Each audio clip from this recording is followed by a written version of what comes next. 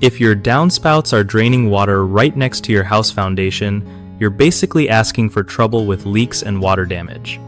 Okay, so first thing, you want to grab a downspout extension or a splash block to move that water at least 5 feet away from the house.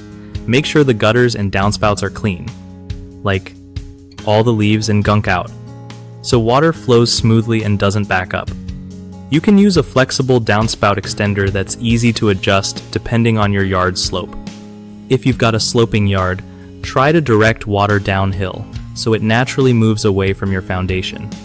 Another cool trick is to dig a little trench lined with gravel where the downspout dumps, so water soaks in instead of pooling. Check your gutters regularly, especially after storms, so no clogs sneak up and cause overflow near your foundation. Also, seal any cracks in the foundation where water could sneak in, even if it's just a tiny gap. And finally, consider planting some water-loving plants near the drainage area.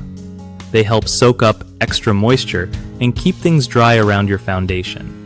One of the biggest mistakes people make with downspouts draining near the foundation is ignoring clogged gutters, which causes overflow and foundation damage.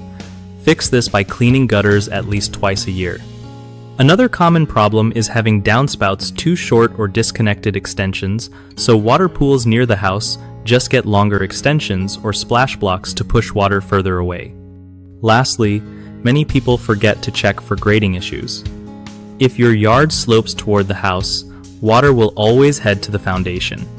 Fix this by regrading your soil to slope away from the house at a minimum of 1 inch per foot for at least 6 feet.